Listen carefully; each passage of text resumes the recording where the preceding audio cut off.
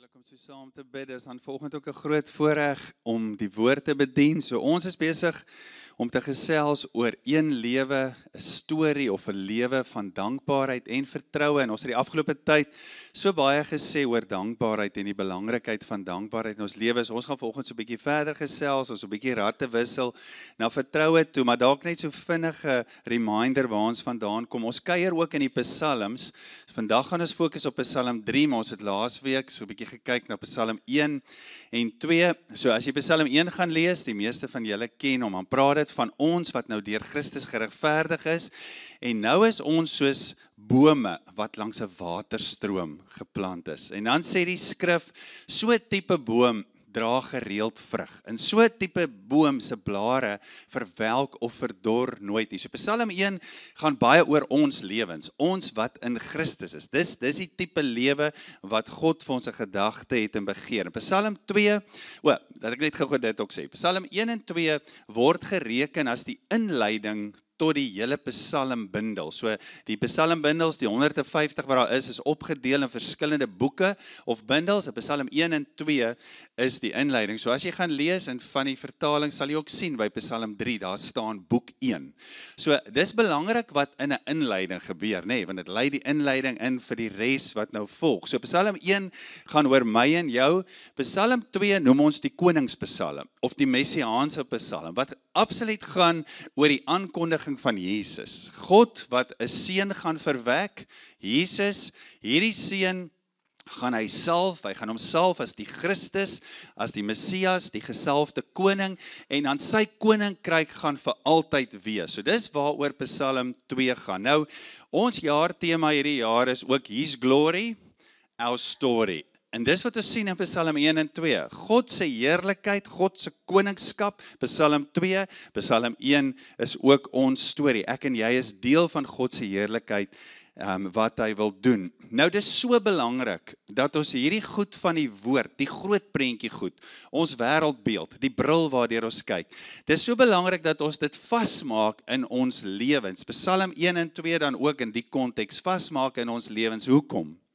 Want soms kyk jy om jou, jy kyk na jou omstandighede, jy kyk na die wêreld, en as ons dan eerlik met mekaar moet wees, dan in van daai oomblikke lyk dit nie asof Jesus koning is nie. Daar's oomblikke wat jy kyk en wonder, Here, maar waar in hierdie omstandighede is u koninkryk? Daar's tye in jou eie lewe wat jy in die spieël gaan kyk of jy kyk net rondom jou na jou omstandighede en sê, Here, maar waar is Psalm 1? My lewe lyk nie soos 'n boom wat geplant is langs waterstrome nie. Waar is die vrugte? Hoekom lyk hierdie blare so? So belangrik om hierdie wêreldbeeld in ons lewens vas te maak. En dit is dan die vraag waar ons vanoggend wil praat uit Psalm 3 uit. As ek dan kyk na my eie wêreld of die wêreld om my, en dit voel vir my, ek sien nie Psalm 1 en 2 nie, waar laat dit my dan? Waar laat dit ons in ons geloof? Nou, dis baie interessant hoe die skrif werk. Die skrif is incredible. Daar's oral vir ons nog goed om te ontdek. So vanoggend wil ek jou gou vinnig vat, net om hierdie situasie prakties te maak. Onthou julle die Handelinge kerk? Handelinge kerk, mense moet in die bovertrek wag. Handelinge 2, die gees van God word uitgestort, Petrus preek, 3000 mense kom tot bekering, tot geloof, daar's tonge van vuur, daar's 'n wind, daar's 'n rukwind. Dis ongelooflik wat daar gebeur, en hier ontstaan die eerste kerk, die Handelinge kerk, die vroeë kerk, wat ons tot vandag toe sien as die model van die kerk. En hier begin hierdie kerk in Handelinge 3, in Handelinge 4, begin hulle om te bedien. En dis nie lank nie, toe's daar teenkanting. Dis nie lank nie, toe's daar moeilikheid. Dis nie lank nie, toe probeer die Joodse raad hulle stop, spesifiek Petrus en Johannes, hulle roep hulle in, hulle praat met hulle. En volgende wil ek gou vir jou hierdie lees, dalk het jy dit nie geweet nie, maar hoor gou, wat doen hierdie kerk? Onthou, hierdie kerk beleef nou, ek is 'n boom langs waterstrome geplant. Hierdie kerk beleef, ons is geroep om die koningskap, die koninkryk van God aan te kondig. Ek meen, dis spectacular. Wie wil nie so 'n roeping hê nie? Ons almal wil so 'n roeping hê. Maar die volgende oomblik is daar teenkanting. Hoor gou wat doen hierdie kerk. Hulle sit nie terug nie, hulle begin bid. Hulle bid. In Handelinge 4 kan jy gaan lees, toe hulle bid, toe is die vertrek waar hulle was, weer vervul met die Heilige Gees. Die vertrek het weer geskit. Maar hoor gou wat bid hulle. Nou, jy moet nou eintlik Psalm 2 ken, om hierdie te kan verstaan. So vanmiddag of vanaand, gaan lees gou weer Psalm 2, en dan lees jy Handelinge 4. Hoor gou wat bid hulle. Hulle bid in Handelinge 4, eerste vervolging, ons het die mandaat van Psalm 1 en 2, hier is die vervolging, wat bid ons? Ons bid Psalm 2, ek wil dit gou vir jou lees. Hoor gou. Hulle bid, nou sê hulle, U is die een, wat die hemel en die aarde en die see en alles daarin gemaak het. Mens staan amper nou ding, wat het dit nou uit te waai met hierdie situasie? Ons het verdrukking, ons het teenkante. Here, U is die een wat alles gemaak het. Wat by monde van ons vader Dawid, U diensknegt, deur die Heilige Gees gesê het, waarom gaan die nasies te kere, of die heidenasies, en bedink die volke nietige dinge, die konings van die aarde neem stelling in, en die leiers span saam teen die gesalfde van die Here. Hulle bid dit, want dit was in Psalm 2 geprofeteer. Hulle weet dit. Want inderdaad, in hierdie stad, dan vertel hulle nou van Herodes en Pontius Pilatus en die heidenasies het almal saamgespan teen U heilige diensknegt, wat U gesalf het om alles te doen wat U deur U hand en deur U plan vooruit beskik het dat dit sal gebeur. En nou, Here, slaan ag op hulle dreigemente en gee dat U diensknegte U boodskap met alle vrymoedigheid verkondig, deur U hand uit te strek tot genesing en deur dat tekens en wonders deur die naam van die heilige diensknegt Jesus plaasvind. Terwyl hulle gebid het, is die plek waar hulle bymekaar was geskit en almal is vervul met die Heilige Gees en het die woord van God met vrymoedigheid verkondig. Is dit nie incredible nie? Hierdie kerk verstaan Psalm 1. Hulle verstaan Psalm 2. Hoor wat bid hulle? Hulle bid dat die Heilige Gees hulle sal bemagtig om aan te gaan met die lewe van Psalm 1 en die lewe van Psalm 2, die persoonlike lewe, maar ook die lewe in God se groter plan hier op aarde, dat die Heilige Gees hulle sal bemagtig om aan te gaan met dit.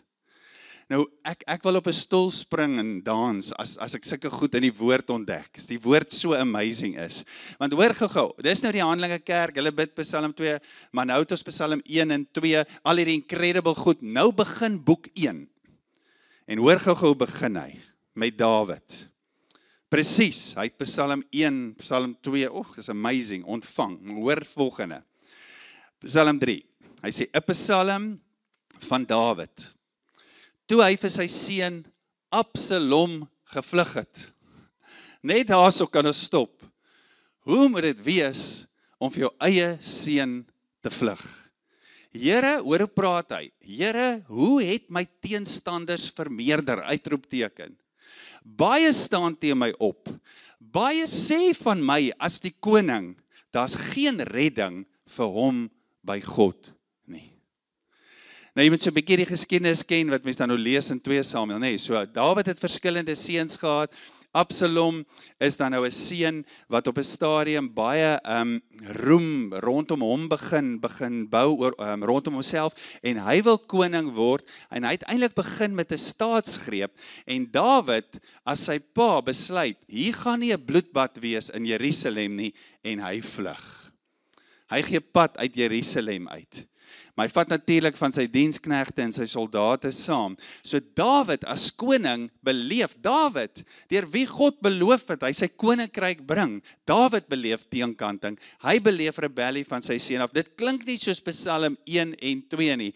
En Dawid sê, hoe is dit dat al die teenstanders so teen my vermeerder? Baie mense sê, daar's nie eens redding vir my by God nie. So, hier vlug hy, en gaan lees die storie, ons het nie vanoggend tyd om die hele storie te vertel, maar hier vlug hy uit Jerusalem uit, en hy beleef al hierdie dinge. En dikwels het ons so, in ons lewens, moeilikheid, uitdagings, dikwels in my eie lewe, jou eie lewe, kyk jy en sê, waar's Psalm 1, waar's Psalm 2? En somtyds is dit omstandighede, somtyds is dit soos in Dawid se geval, mense wat teen jou kom, somtyds is dit dinge wat jy oor jouself gebring het. En dan in daai oomblik is daar baie stemme wat vir ons sê, hier is nou vir jou geen hulp nie. Hier is vir jou geen redding nie. Hoe gaan selfs God jou help? Jy's op jou eie, jy's hopeloos. Hoekom glo jy nog? En almal van ons wat volgende hier sit, wat net so bietjie ouer en oud genoeg is, het al sulke omstandighede, sulke denke, sulke gedagtes, sulke seisoene in ons lewens beleef. Nou ons het nou reeds gesê, die Handelinge Kerk begin bid in die omstandighede. Hoor hoe gaan dit in die psalms voort. Hoor wat gebeur volgende. Terwyl hierdie stemme daar is, terwyl Dawid met homself praat, hoor wat doen hy in vers 4. Ons gaan vanoggend Psalm 3 so deurstap. Hy sê, maar U Here is vir my 'n skild aan alle kante. Skild, né? Skild waarmee hulle geveg het. Waarteen hulle gebruik het om hulle self te beskerm teen pile. So pyle en swaarde wat op hulle afgeweer was. Hy sê, U is my skild aan alle kante, U is my eer, en U is die een wat my kop omhoog hou. Nou laasweek het ons gepraat oor Psalm 1 en ons gesê, dis soos 'n boom wat by waterstrome geplant is, maar elke boom het 'n wortelstelsel. Soos jy die woord gemis het, gaan luister om bietjie. Dan sê hy daarso, ons is dan soos mense, ons wat geregverdig is, ons is mense wat die wet van God, en ons weet natuurlik nou in die Nuwe Testament is dit die wet van Christus, die wet van vryspraak, alles van Christus se lewe wat waar is van hom, is waar van my. Iemand wat 'n sterk wortelstelsel het, is iemand wat die wet van Christus dag en nag oordink. En dan een van die maniere wat ons help om ons te anker in hierdie spasie, om God se wet te kan oordink, is natuurlik dankbaarheid. Soos het laasweek baie oor dankbaarheid gepraat. Dit hou hierdie wortelstelsel geanker. Dit hou jou geanker in Christus, sodat die lewe wat daar in Christus is, deur kan vloei na jou toe. Nou wat sê Psalm 3 vir ons? Onafskeidbaar van dankbaarheid is vertroue. In die tye, wanneer dit lyk of alles teen my is, dis in daardie tye wat ons dan sê, Here, U is vir my 'n skild. U is my 'n skild, U is my beskerming aan alle kante. Dis vir my so mooi dat hy praat van alle kante. God is genoeg. Jy moet dit vanoggend hoor oor jou lewe. Maak nie saak wat jou omstandighede is nie. Dalk lyk dit in die fisiese of dit net verby en ver oor die lyn is. Maar hier's wat die woord sê, God is vir jou skild vir alle dinge, van alle kante. Maak nie saak wat is die omvang of die inhoud van jou teenkanting of jou moeilikheid of die stemme wat wil kom in jou lewe wil dikteer nie. So wat sien ons in Psalm 3? Saam met Psalm 1 sien ons dat dankbaarheid en vertroue is hierdie dinge wat God vir ons gegee het in sy koninkryk om hierdie boom se wortelstelsel te anker. Dis so mooi as hy sê, U is my eer. Dawid weet dit, ten spyte van hy teenkanting, weet hy, my lewe is vir God belangrik. God is die een wat my kop omhoog wil hou. Onthou julle toe die Israeliete deur die see getrek het, toe praat Moses met hulle, toe Miriam hulle dans met die tamboeryne, toe sê hy vir hulle, lift up your heads. Hulle was slawe gewees, hulle was gewoond, lyftaal is my kop kyk af. En dit was 'n teken, 'n lyftaal van moedeloosheid en hopeloosheid. Maar Moses sê vir hulle, lig op julle koppe.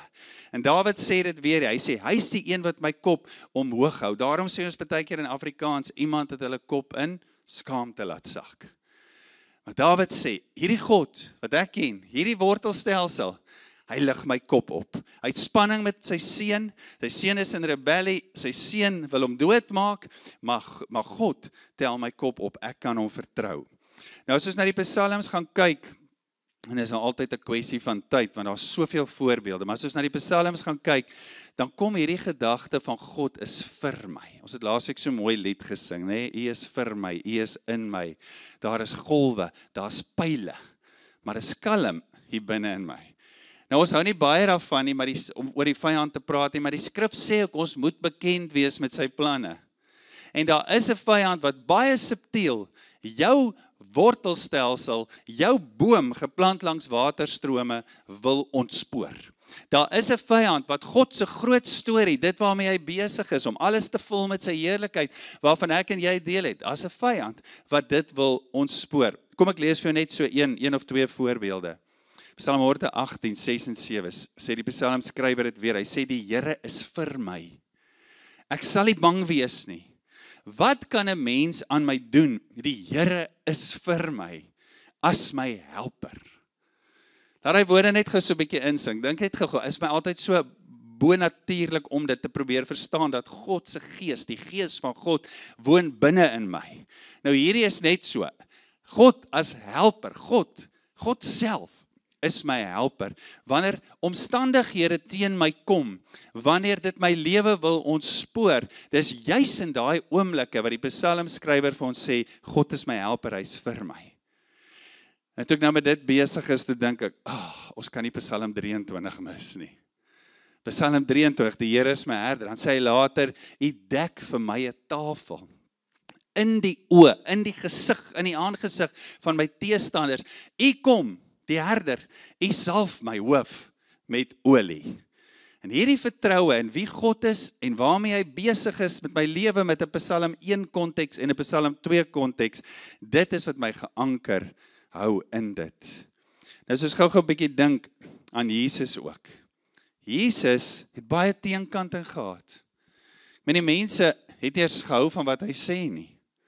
Daar was altyd kritiek op dit gewees, daar was altyd rebellie gewees, maar Jesus het sy vertroue in God gehou, hy het die uitkomste van sy lewe, die Psalm 1 uitkomste, die Psalm 2 uitkomste van sy lewe, het hy aan God toevertrou, en dis ook maar altyd sê, die skrif is incredible, want ons gaan tel dit altyd weer iewers op. Hoor gou wat sê Petrus oor dit.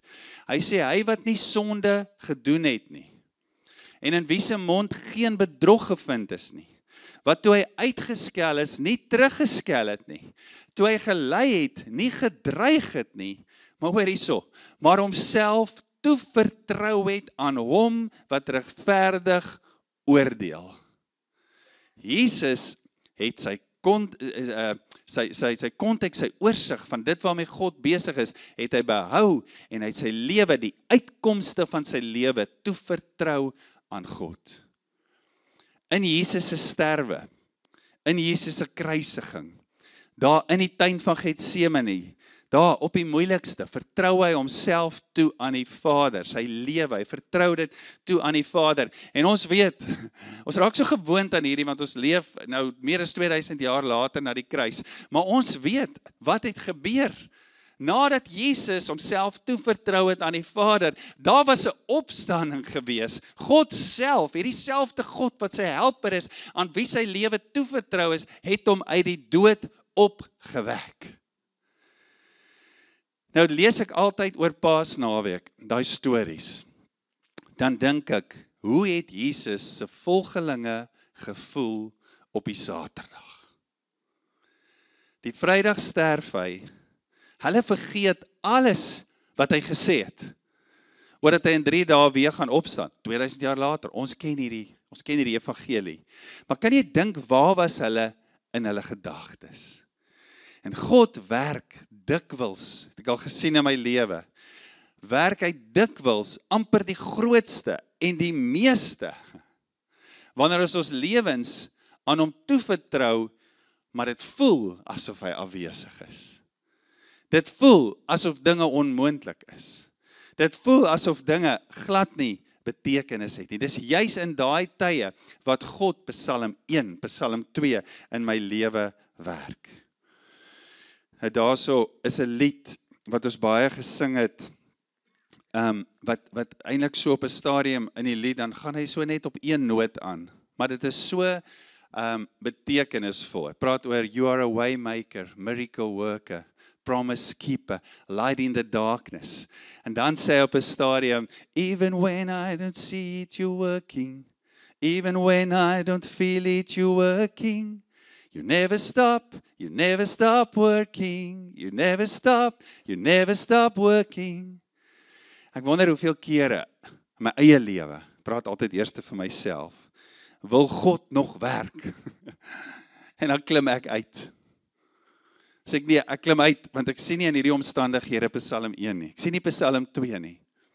But God is always working. Hoor gou gaan Dawid aan, vers 5, sê hy dan, wanneer ek hard roep na die Here, antwoord hy my van sy heilige berg af, Sela.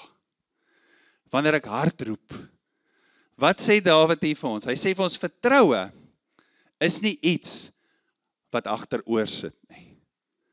Vertroue is nie passief nie. Hy het nie net hier gesê, ek vertrou die Here, is klaar nie. Hy het gesê, ek doen iets, ek roep hard na God en dan antwoord hy. So wat sê Dawid hier vir ons? Vertroue is iets wat verklaar dat God aan my kant is, dat God vir my is, en daarom kan ek met hom praat oor die moeilike goed in my lewe.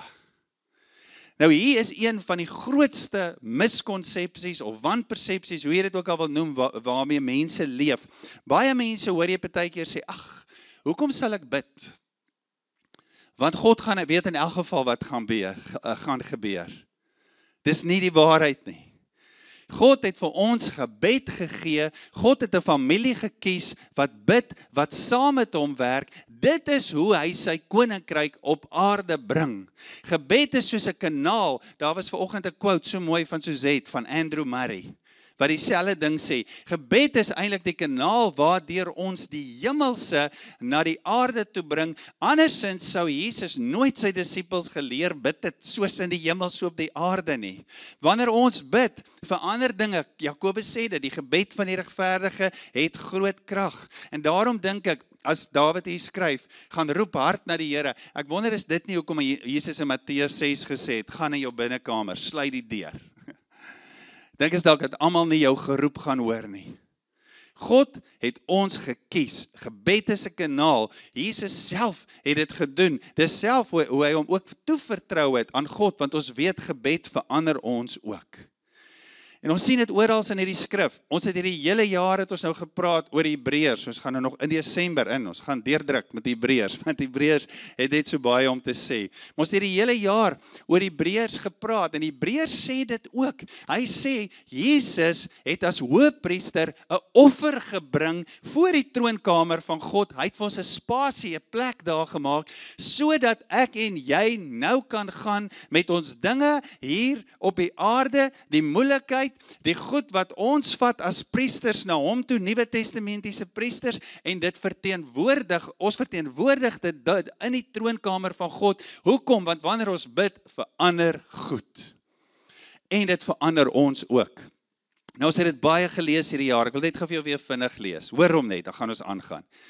Hebreërs 4. Terwyl ons dan 'n groot hoëpriester het, Jesus, wat deur die hemele gegaan het, Jesus die Seun van God, laat ons styf vashou aan ons belydenis. Wat 'n belydenis!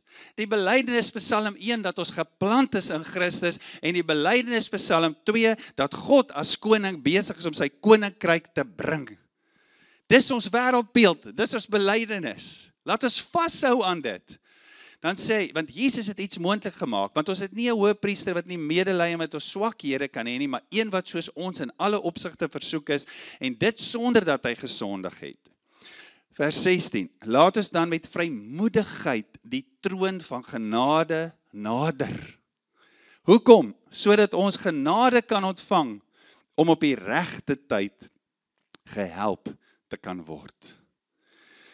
Nou daai vers 4 eindig met die woordjie Sela. Nou Sela beteken, onthou van die liedere was mos gesing gewees, en met musiekinstrumente, party was gebid. Sela beteken pause and reflect. So wat sê Dawid hier? Hy sê ek praat rou, eerlik, oor my moeilikheid. Ek het Psalm 1 en 2, dis hoe ek na die wêreld kyk. Maar hier's moeilikheid. Hier's moeilikheid, Here, ek het so baie teestanders. En dan sê hy, maar ek gaan nie passief wees nie. Ek gaan hard roep na God, want hy luister. En dan antwoord hy, hy's vir my, hy's met my. Ek is sy eer, my lewe is vir hom belangrik. Hy hou my kop omhoog. En dan sê hy, Sela, ek stel my vertroue in die Here. En wanneer ek dit doen met die goed wat my lewe omring, bring dit 'n totale ander dinamika. Ewe skielik begin ek anders daaroor te praat, ek begin dit anders daaroor te dink, daar kom 'n stuk rus in my lewe, ek vertrou die Here, ek los dit daarna. Ons weet, party goed is so groot, jy kan dit nie net een keer bid en los, hy kruip weer nader, die vyand hou aan met die pile wat hy skiet, so jy het herhaaldelik nodig om dit te doen. So hy sê, Sela, dis my resep dis wat ek doen, dis die orde wat God vir my gegee het, om hierdie wortelstelsel, om in Christus te bly, sodat sy lewe deur my kan vloei. Dis hierdie wortelstelsel wat ek vestig, ook deur vertroue. En hoor hoe mooi, die woord is so prakties, hoor hoe mooi sê in vers 6, hy sê, ek kan gaan lê, ek kan aan die slaap raak, en ek kan wakker word, want die Here onderskraag my. Die Engels sê dit bietjie mooier, sorry vir die Afrikaans, ek hou baie van Afrikaans. Die Engels sê, he sustains me. He sustains me. Omdat ek God vertrou, he sustains me. Ek gee die uitkomste van my lewe aan hom. Wat sê Dawid, wat sê die skrif hier vir ons? Hierdie tipe lewe van vertroue, van dankbaarheid en vertroue, is nie 'n outomatiese lewe nie. Dis nie 'n van self lewe nie. Dis jy en ek, wat saam daarop fokus, op Psalm 1 en 2 in ons lewens, saam met die dankbaarheid en die vertroue. Dan die volgende ding is 'n kort psalm. Die volgende ding wat Dawid sê, hy sê, wanneer ek God vertrou, bring dit nuwe perspektief in my lewe. Verander alles. Hoor gou hoe eindig, is nou amper klaar met die psalm, as ons so een versie, vers 7 en 8, hy sê, ek is nie bang vir 10.000 manskappe. Dis 'n groot shift, van die teestanders tot roep, tot slaap, tot ek is nie bang vir 10.000 manskappe wat reg, ja, maar reg rondom my, teen my stelling inneem nie. Staan op, Here, verlos my, my God, want U het al my vyande op die wang geslaan. Die tande van die goddeloses het U gebreek. Nou ons weet, die wang slaan en die tande breek, Jesus self was op die wang geslaan. Jesus self, die profeet Jesaja 50 sê, verwys daarna dat hy op die wang gestaan was, sy baard was uitgeruk. Hy sê, hy gebruik beeldspraak, hy sê, God is die een. Hoor gou hierdie volgende oor jou lewe. God is die een wat die teenkanting, die vyand, die teestand vernietig. En God se oorwinning lyk dikwels anders as wat ons oorwinning lyk. Dink of as wat ons oorwinning definieer. Dink bietjie aan Jesus se oorwinning aan die kruis. Dis waar hom gespot het. Gesê, maar as hy dan hierdie koning is, kan hy self nie eens red nie. Maar een van die rowers verstaan van wat hier gebeur. En hy sê, dink aan my, as jy vandag in die paradys is. God se oorwinning is goed. Sy oorwinning is volmaak. Nou ons sien iets van dit in hierdie storie van Psalm 3. Dawid wat vlug, Absalom se magte sit hom agterna en uiteindelik kan hulle nie anderste as om te weet, daar gaan 'n konfrontasie wees nie. En daar in die woud van Efraim is daar oorlog, maar Dawid se manskappe is sterker en daar word baie man gedood en Absalom self vlug weg en hy jaag op sy myl en sy hare hak vas aan 'n groot boom, sê die skrif, en hy hang daar tussen hemel en aarde. En daar kom Joab, terwyl Dawid het gesê, spaar my seun. Maar daar kom Joab en hy besef, hierdie oorlog, hierdie rebellie gaan nooit stop as Absalom nie gedood word nie. En hy druk 3 spiese deur hom en die manskappe maak hom dood. En Dawid was bedroef daaroor. Maar hoor hoe werk God. Hy self werk met die vyand. En Psalm 3 vers 9 eindig. Dawid dan sê, by die Here is daar redding. Op U volk rus U seën. Op U mense rus die seën. Dit is wie God is. Dis wie hy is. En ons kan hom vertrou. Daar's nie vir ons 'n plan A, B, C en D. Daar's nie opsies nie. Daar's die plan van dankbaarheid teenoor God om jou geanker te hou in Christus. Daar's die plan van vertroue in God om jou geanker te hou in Christus. Selfs wanneer dit vir jou voel, waar is hy? Dinge maak nie sin nie, dan werk God. Hy's daar. God se oorwinning. Ek wil jou vanoggend nooi om net daar waar jy sit, jou oë te sluit.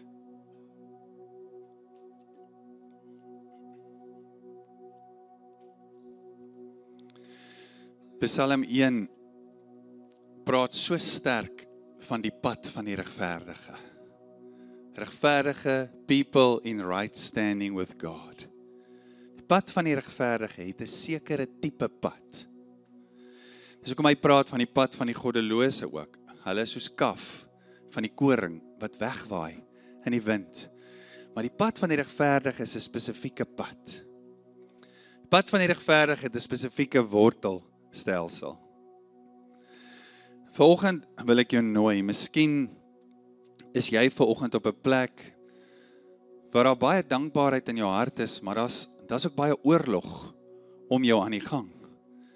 Daar's baie teenkanting, en miskien is daai teenkanting, soos ons reeds gesê het, dinge van mense, miskien net omstandighede wat dalk nie sin maak nie. Miskien is die oorlog ontketen deur iets wat jy gedoen het. Maar Dawid sê het vir ons so duidelik, hy sê, hier is vir my 'n skuld van alle kante. Ons kan God vertrou vir alles. Jy kan jou eie wêreld na God toe bring in vertroue. Jy kan die wêreld waarin ons leef, kan jy na God toe bring. Laat ons met vrymoedigheid gaan na die troonkamer van God toe. Ek glo die Here nooi ons vanoggend terug op hierdie pad.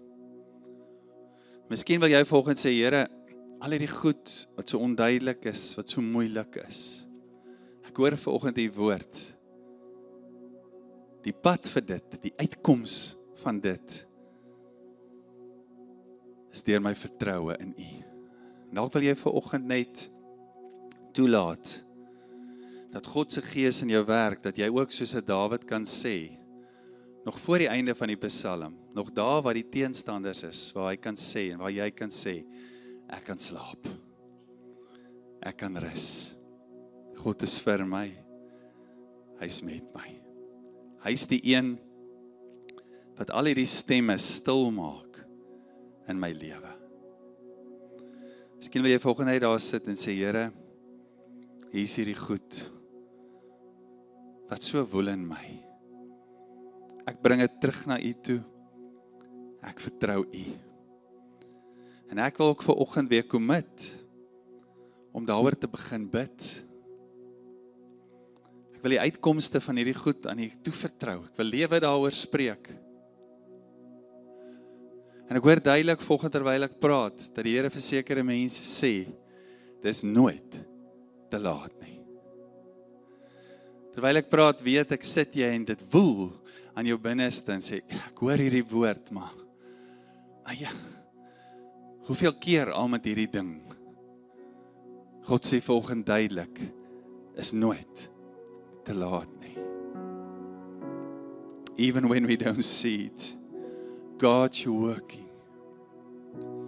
Even when we don't feel it, you're working. Ek wil volgende Here spesifiek bid, soos wat die Gees my lei, vir mense wat as gevolg van omstandighede vanoggend pyn beleef en seer beleef. Dankie Here dat U vanoggend kom. Daai Psalm 23 sê dit so mooi. U salf my hoof met olie. Olie weet ons Here, is in daai tyd gebruik vir die skape, maar ook vir mense om genesing te bring. Balsam om herstel te bring. Dankie dat U dit vanoggend vir mense doen, Here.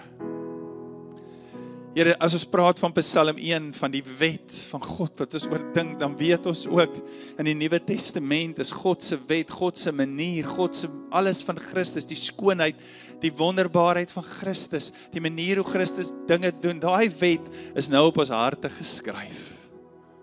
Dankie Here dat U volgende harte kom verander. Harte kom genees.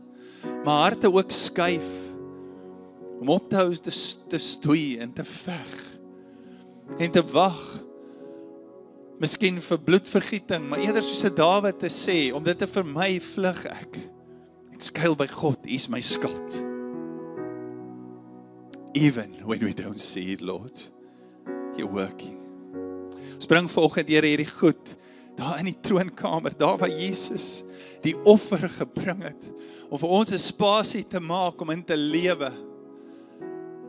Daar waar daar 'n hoëpriester is wat intree vir ons, wat medelee met ons het. Ons bring hierdie goed vir oggend na U toe, Here. Dankie dat U dit vul met U rus, met U lewe, en dat ons die uitkomste vir U kan gee. Ons loof U, Jesus. Ons loof U naam.